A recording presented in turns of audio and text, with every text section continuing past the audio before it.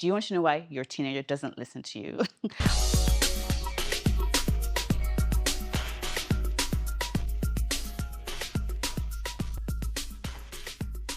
Welcome, guys. My name is Dr. Eniola, a board-certified internal medicine physician, youth mentor, and coach. So today I'm going to be talking about why do these youngins don't listen to us. I think teenagers are a little bit young for me. I usually deal with, 16-year-olds sometimes, to 22, 23, but I think adolescents, young people, why they not listen to you, right? So I came up with this topic on the fly, right? I'm very good. I was looking at this really, really great school in Nigeria, and I'm like, oh, that would be great if I would send my child there. But then I'm thinking, oh, like I've always had this mental thing, like, oh no, I don't ever want my child to be sent away, like to a boarding school where I cannot be involved in their day-to-day and be able to point to that child and pray to my child and speaking to them. I kind of shape them to who I want to become. And I felt like the Holy Spirit kind of just reminded me, like, that by that point it's too late, right? So I'm talking about a secondary school where most people maybe starting high school equivalent in America, and secondary school in Nigeria would be like 12 or 13, right?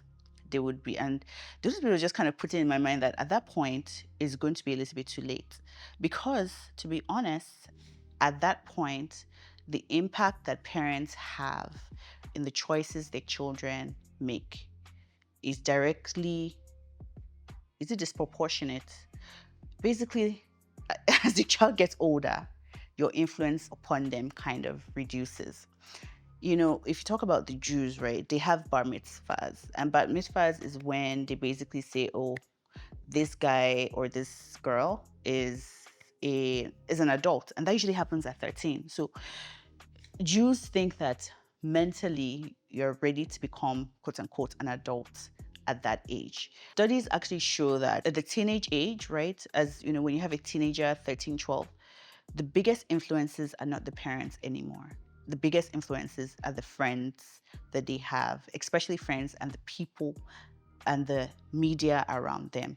So when your child obviously is 5, they believe in Santa Claus, right? This is Father Christmas, we call it in Nigeria, but we people in the Western world, we call it Santa Claus, and tell them, oh, Santa Claus came and they dropped these gifts, and then, they took this cookie and they took a bite of the cookie, which is really your mom or your dad taking a bite, and, the milk is half drunk, so Santa Claus actually brought this gift for you.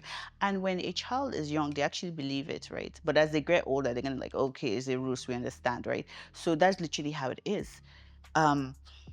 When they're that age, from about 3 to maybe even 9, 8, they believe literally everything you say. They look to you for guidance. You can pour into them. And that is the biggest opportunity you have to shape them. Why I'm talking about this topic is, even though I may not have practical advice, but I think I have advice from observation, and I think from the leading of the Holy Spirit. Too many times have I seen unprepared teenagers expected to become responsible adults, right? So you have these teenagers, you see how they act now. You see they don't listen. You see that they're making their own decisions and they're making wrong decisions. And suddenly you feel like, oh, now that they're 18, because they have been in certain environments, maybe the church or basically part of a home, they're suddenly going to make right decisions. Why? Why? Why? Why? Why? Why? If you don't have a good decisional making strategy as a teenager, how are you going to have it as an adult? I see it as a lack of pouring into somebody. Sometimes I feel like our parents now are better, but sometimes you are born and the job is given to the school or it's given to your church, and your parents just think, right, if you're around this environment, you're going to grow. No, you're not going to grow. There has to be an intentionality in terms of, this is the type of person I'm building. This is what I want my child to become. There also has to be intentionality in terms of, too many times do I see parents push children into careers they're not, doctor, lawyer, even though I actually wanted to be a doctor, but push them to careers that this is not the career this child should have. No, don't do it. But look at what their leanings are. This one likes music, push him towards musical or lead him towards musical. This one's very good at math. Okay, let's us do other, higher math classes. There has to be a certain intentionality. You cannot just copy and paste, right? And then there's also the way of the world. I call it the Babylonian system. Whether it's the West, whether it's Nigeria. Nigeria, people work, get up at 6, get back at home at 10. You don't see your children. How are you going to pour into them? Here, where it's just like work, work, work, work, work. That children almost become a side thing, or you only spend time with your kids on weekends. So how exactly are you going to pour into them?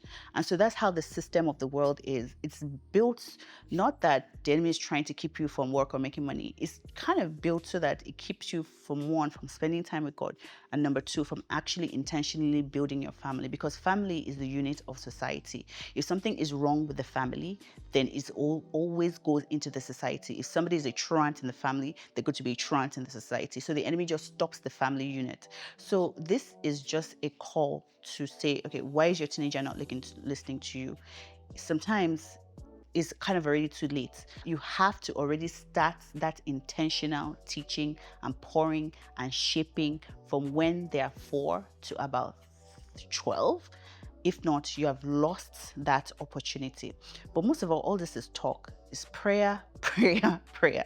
Make sure you have the Holy Spirit with you, because sometimes you can do everything right with a child and the child's still going to make their own choices.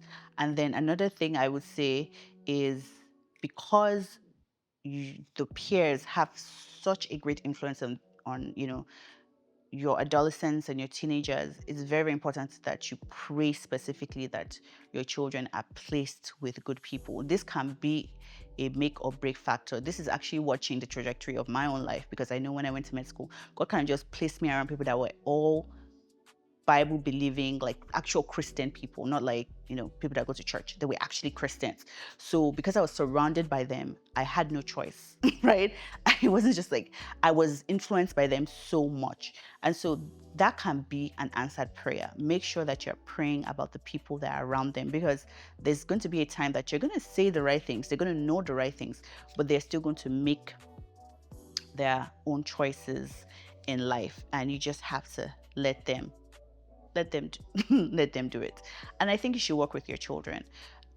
One size doesn't fit all. If your child says they want to be an influencer, right? Okay, what is your plan? How are you going to make money? Talk with them. Don't just say doctor, lawyer, pharmacist. I think it's changing. I believe it's changing. But I think we should always just think outside the box and take care of that opportunity of actually pouring into a child, having an intentionality of, this is the person I'm building, this is the vision I have for this child. And I'm not saying that is your vision. The vision, obviously, with the help of the Holy Spirit. And I'm not even saying, and that vision should not just be based on, oh, this is the vision I have. Oh, I want this type of person, right?